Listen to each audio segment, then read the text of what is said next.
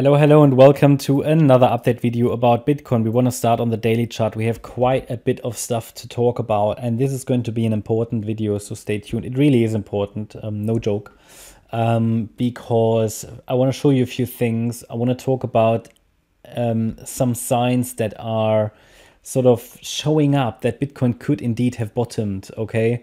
Not my favorite interpretation based on the price structure, but I'm obviously in parallel always observing in the background indicators, other charts as well, you know, and a few things.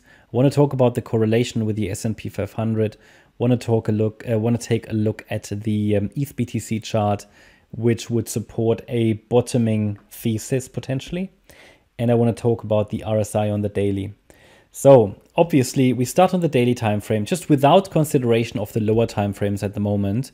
Let's just look at the daily chart, because this is just showing us a bullish thesis. Yeah. Again, you know this one. This means we have 5 waves up, 3 waves down of the November lows. Yeah, 5 up, 3 down, and another 5-wave move up, and maybe a WXY structure, or where in a scenario where we don't drop that much, simply an A, B, C, and we could have bottomed. Okay. That's why we've got the wave 2 as having potentially bottomed as an alternative scenario here.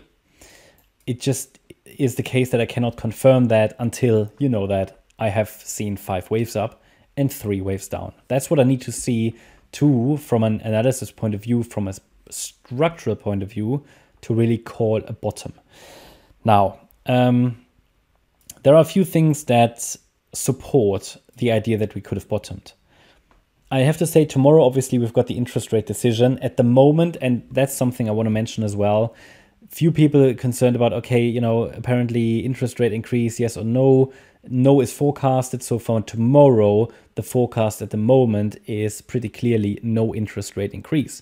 Now, a few people ask me, okay, is that bullish or bearish? That for now is completely neutral because it's already priced in. So there is at the moment, I think, no expectation of an interest rate increase. Yeah, the FedWatch tool shows 99% probability for no interest rate increase, so we probably won't have one. If we don't have one, then we shouldn't really see much action, okay? Because it's expected. So the market has priced that in. If we see one, then that could be quite bearish potentially, short term at least, okay? But it's impossible to trade that stuff, okay? Because, you know, you don't know it unless you're really fast. So that's important. So it's not so much about, okay, do we see another increase or not? And is that bullish or bearish? It's about the degree of surprise that we see. At the moment, the expectation is no interest rate increase. What is much more important tomorrow is going to be Jerome Powell's speech, as well as all the other commentary in the report issued by the Fed about the economic outlook. That's going to be important. And I don't think we see much movement until tomorrow now. I mean, okay, stock market is it closed already? So stock market closed or nearly closed.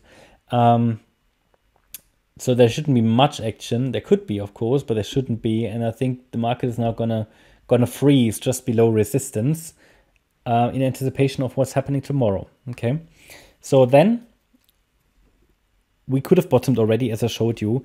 The daily RSI is now bullish. Yeah, the daily RSI is bullish. Oops, where is the RSI? Maybe I don't have the RSI. Do I not have the RSI? Let's see. RSI. No, I think I don't have it. So let me just add the RSI to this chart. You will, if you are a loyal viewer of this channel, then you will know that I often say that a daily RSI which is oversold indicates a more or less lasting low, at least a substantial low. That was the case again here. Yeah, it indicated a more or less substantial low. If that's going to be a lasting low, we will see. Yeah, if it's going to be something that takes us to new highs, we will see. But again, it was a signal that I gave you and that I also issued to members. The daily RSI, if that's oversold, it typically leads to a rally afterwards. Okay, and we even saw a bullish divergence here a few days ago. Now that in itself could be an indication for a trend change to the upside.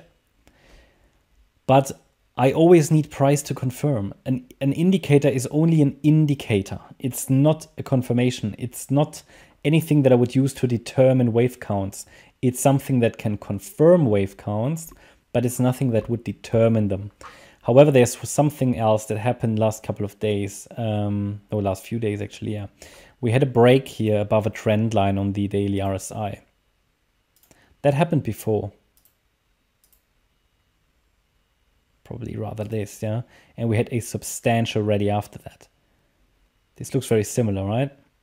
I'm just saying, you know, if you're just looking at the RSI, this gives you a pretty clear signal. And we had it down here as well, okay? So I'm just saying we are in a very, very similar situation.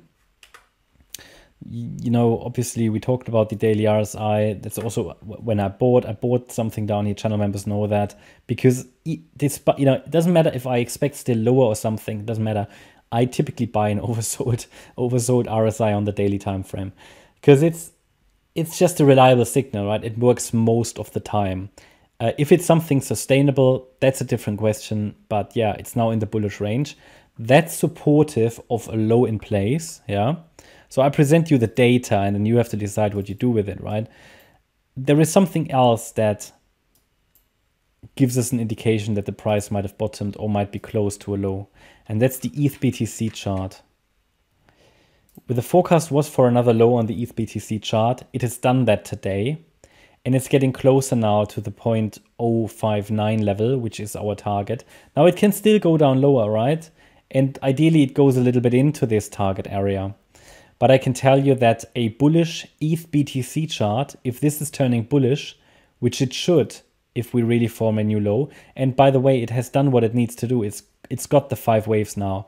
We've had this on the chart for months, yeah, and we are now there, nearly there. Should ideally still go lower, but the ETH BTC chart doesn't really have much to do with the ETH USD and BTC USD charts. But a bullish ETH BTC chart typically indicates bullishness on the USD charts. So we're not there yet, but when we see a turnaround here, this can take off, right? See this, yeah, especially if we talk really bullish, yeah, typically you see bullishness when the USD charts rally as well. What else to highlight? Okay, we talked about interest rates, we talked about ETH BTC, we talked about the RSI. Yeah, I mean, what's left is basically the price. The price, and this is now the 1 hour chart, basically in this turnaround space there at the moment. I mean, it reacted to our FIB levels as well. It's just that what's happening, there are a few things that annoy me about this chart. One is that it didn't make a lower low than this low, than the June low. Now I know there are some charts where it did that, so don't take that too seriously. But the chart structure to the upside is just so messy. It's just so messy.